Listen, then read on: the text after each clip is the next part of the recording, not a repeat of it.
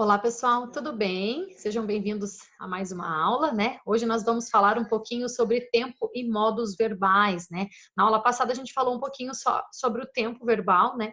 Eu lembro que eu comentei com vocês que seria uma aula inicial e que depois, né, a prof se aprofundaria um pouquinho mais, né? Quando a gente fala de tempo verbal, a gente fala exatamente de quando aconteceu aquela ação. Então, nesse gênero textual que nós estamos vendo agora, que é o gênero notícia, né? Os tempos e os modos verbais se fazem bastante presentes, né, pessoal? Para que a gente consiga entender quando que aquela notícia aconteceu, né? Quando que aquilo foi noticiado, ou se foi no passado, está no presente, ou não, será algo que ainda será revisto no futuro, né? Então, é para a gente ter essa linha de raciocínio. Então, hoje a gente vai ver lá os tempos e os modos verbais, lá no LA de vocês, ó. Vocês têm um resuminho, né? Bem legal, para daí depois vocês posteriormente fazerem algumas anotações, né? Então, no LA de vocês é página 17, tá, pessoal? Mas a prof colocou aqui cada tabelinha dessas e eu vou explicar uma por uma delas. E aí depois, na medida do necessário, a gente retoma. Beleza? Só um pouquinho. Então, assim, ó. Então, a gente vai ver ali, né? Os tempos e os modos verbais, né? Partindo dessa linha de raciocínio, né, a gente tem lá a terminação dos verbos, né? De acordo com a terminação dos verbos, nós podemos saber se os verbos estão em primeira, segunda ou em terceira conjugação, né? Nós vamos até aqui hoje. Então, os verbos que são verbos de primeira conjugação são aqueles verbos que terminam com ar, né? Ó, a prof até colocou aqui no cantinho para vocês avaliarem, para vocês analisarem certinho. Todos os que terminam com ar. Então, falar, reclamar, conversar, resmungar, né? Todos os que terminarem com ar são aqueles verbos de primeira conjugação. E seguindo a linha de raciocínio, os verbos que terminaram com er, né? São os verbos de segunda conjugação. Então, comer, beber, converter, sobreviver, né? Então, viver, todos os verbos que terminarem com er, né? São os verbos de segunda conjugação. E aí, os verbos que terminarem com o ir são os verbos de terceira conjugação. Que aí a gente tem lá partir, sorrir, refletir, né? Todos os que terminarem com ir. Então, ar, primeira conjugação, segunda conjugação e ir, terceira conjugação. Tá? De acordo com a terminação do verbo, a gente sabe a qual conjugação ele pertence, tá, pessoal? Depois nós temos os modos verbais. Quando a gente fala de modo verbal, né, nós temos 3 modos verbais. Nós temos lá o indicativo, o subjuntivo e o imperativo, né? Nós já vimos esse conteúdo lá no comecinho do ano, né? Eu já expliquei para vocês esses modos verbais, mas é sempre bom a gente retomar. Então, assim, o modo indicativo, ele vai expressar uma realidade, algo dado como certo. Então, indicativo indica certeza, né? Certeza. Subjuntivo é algo hipotético, é algo incerto, é um talvez da vida, digamos assim, sabe? É algo incerto, eu não tenho certeza, né? Então, o indicativo, sim, eu tenho certeza, e o subjuntivo, não tenho tanta certeza assim, tá? Esses são os 2 primeiros modos. E depois a gente tem o imperativo. O imperativo é aquele modo verbal que expressa ordem, conselho, pedido, né? Eu sempre brinco em sala de aula com vocês que o imperativo é o modo da mãe, o modo da avó, o modo da professora, o modo da tia, né? Porque tá sempre ordenando que a gente faça algo, digamos assim, né, pessoal? Porque a gente acaba lembrando só da ordem, né? Mas não é bem assim, né?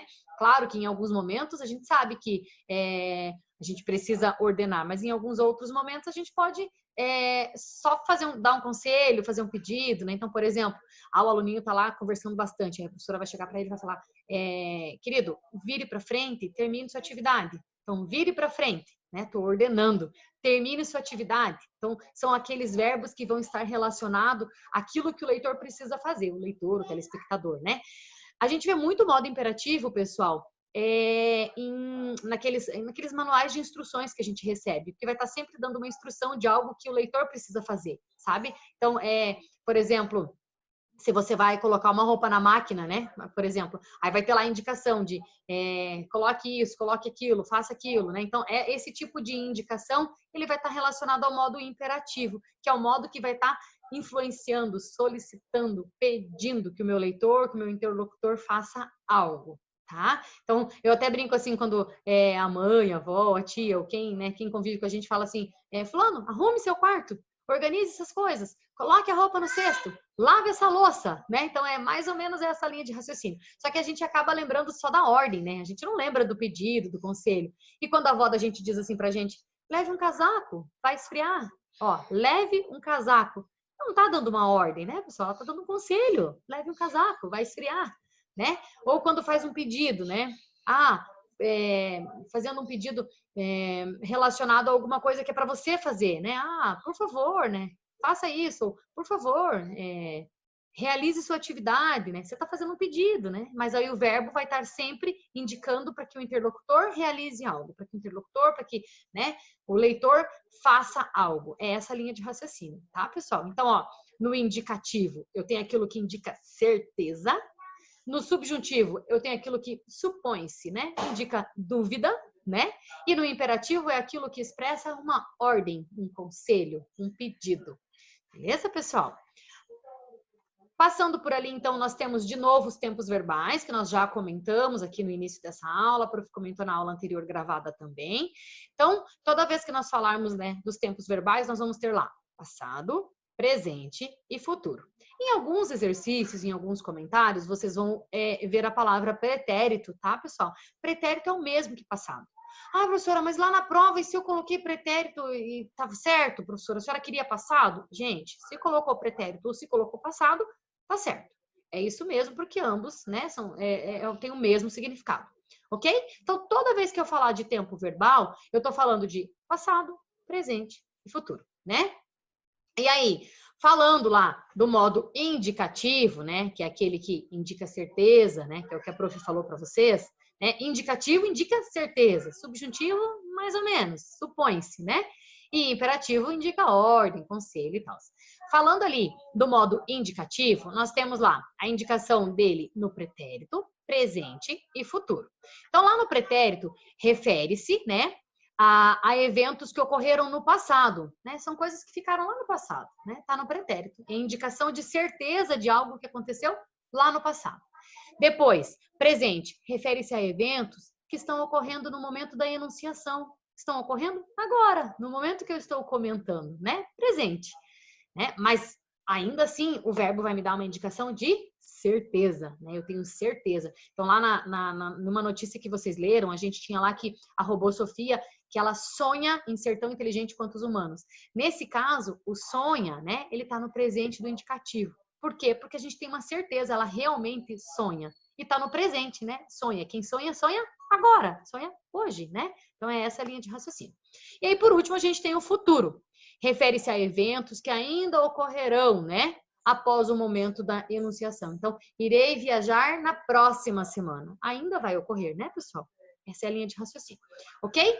Quando a gente fala de pretérito, ele vai se dividir um pouquinho. Então, eu tenho lá o pretérito perfeito, esse é o que todo mundo tem medo, né? Essa divisão, né, do pretérito. O pretérito perfeito, o pretérito imperfeito e o pretérito mais que perfeito, tá? Então, no pretérito perfeito, eu tenho lá a indicação dos fatos que já ocorreram. Eles ocorreram e ficaram lá no passado, né? Essa é a indicação do pretérito perfeito. Por isso que é perfeito. Ocorreu e acabou, né? Pronto. Depois, a gente tem o pretérito imperfeito, né? O pretérito imperfeito é aquele que indica, né, os fatos que ocorreram durante um período no passado, né? E durante o período no passado, isto é, que tiveram uma certa duração no passado. Então, teve um período de duração, né? Teve uma certa duração, mas também de algo que ficou lá no passado, tá? Depois a gente tem o pretérito mais que perfeito. No mais que perfeito, indica um evento que ocorreu antes do outro. Então, uma coisa antes da outra, né? Você utiliza um verbo para comentar uma ação que você fez antes de uma outra ação. Então, uma coisa antes da outra, né? Mas também tudo relacionado ao passado, né? A coisas que aconteceram no passado, ok? Depois a gente tem a divisão do futuro também, né, pessoal? O futuro também se divide. Então, a gente tem lá o futuro do presente, né? Indica um evento que vai acontecer. Então, futuro do presente, irei viajar no fim de semana, né? No próximo fim de semana. Então, indica alguma coisa que vai acontecer. Então, futuro do presente. Por que futuro do presente? vai acontecer no futuro, mas eu estou comentando já no presente, né? Essa é mais ou menos a linha de raciocínio. Depois a gente tem o futuro do pretérito, né? Que indica um evento que pode acontecer ou poderia ter acontecido antes de algo no passado. Então, pode ou poderia. Então, aqui indica algo que sim, né? Um evento que vai acontecer, e aqui indica algo que poderia ter acontecido. Ok, pessoal? Eu sei que é um pouquinho complexo, de repente vocês ficaram ainda com um pouquinho de dúvidas, mas quando a gente chegar nos exercícios via Zoom, nós vamos comentando e a prof vai retomando de acordo com a necessidade, como eu sempre faço. Ok? Aí, para a gente finalizar a aula de hoje, a prof colocou aqui uma tabelinha para a gente relembrar o que nós falamos na aula passada, né? Que os verbos terminados em ão vai ter a indicação de algo que ainda irá acontecer, futuro, né? E os verbos terminados em am, né? São aqueles verbos que indicam algo que já aconteceu, né? Foi o que a gente comentou na aula passada. Então, ó, terminação em ão é usada para verbos no futuro, né? Então, exemplo, mês que vem, meus amigos partirão para estudar em outro país, né? Mês que vem. Nós estamos em junho? Julho, mês que vem, ok?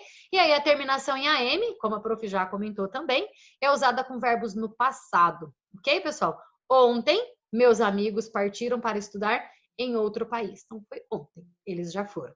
Ok, pessoal? Então, à medida que as necessidades, né, forem acontecendo de acordo com as nossas aulas, à medida que não, alguma coisa não for ficando claro, a gente vai conversando via Zoom. Tá bom, pessoal? Um abraço para vocês, né? E até a nossa próxima aula. Tchau, tchau!